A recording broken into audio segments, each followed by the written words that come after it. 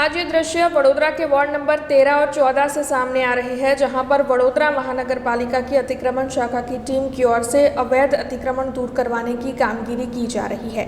दरअसल भाजपा के पूर्व नगर सेवक रमेश राजा के बेटे की हत्या के बाद वडोदरा महानगर पालिका और साथ ही पुलिस हरकत में आई है और जगह जगह से अवैध अतिक्रमण दूर करवाने की कामगिरी लगातार 3 दिनों से करवाई जा रही है। तब आज सुबह वार्ड नंबर 13 और 14 में पालिका की अतिक्रमण शाखा की टीम अवैध अतिक्रमण दूर करवाने के लिए पहुंची थी। इस दौरान पालिका के अधिकारी और साथ ही जोन नंबर 3 के डीसीपी लीना पाटिल के साथ वाड़ी पुलिस का पूरा स्टाफ मौजूद था।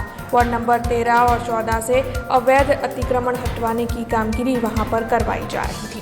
हाल में दूधवाड़ा मोहल्ला आगळ पुलिस टीम साथ कॉर्पोरेशन टीम द्वारा दबाण दूर करने कार्यवाही चाली रही है, जेमा ઝોન 3ની ટીમ એમાં વાડી પાણીગેટના તમામ પીઆઈઓ અને ડિસ્ટાફની ટીમ સાથે સાથે એલસીબીની ટીમ સાથે અને એસીપીની હાજરીમાં કામગીરી ચાલી રહી છે અને જે પણ ટ્રાફિકને અડચણરૂપ દબાણો છે અને જ્યાં અનધિકૃત રીતના દબાણો કરી દેવામાં આવ્યા છે એ તમામ હટાવવાની કામગીરી ચાલી રહી છે। પોલીસની વાડીની ટીમ છે, પાણીગેટની ટીમ છે, એલસીબીની ટીમ છે, ડીસીपी અને એસીપી તમામની ટીમો સાથે આ હાલમાં કામગીરી ચાલી રહી છે। આ કામગીરી જ્યાં સુધી તમામ દબાણો હટશે નહીં ત્યાં સુધી સતત ચાલુ રહેશે। हमसे जुड़े रहने के लिए हमारे YouTube चैनल को सब्सक्राइब करें और नई वीडियो की नोटिफिकेशन के लिए बेल आइकॉन को दबाएं।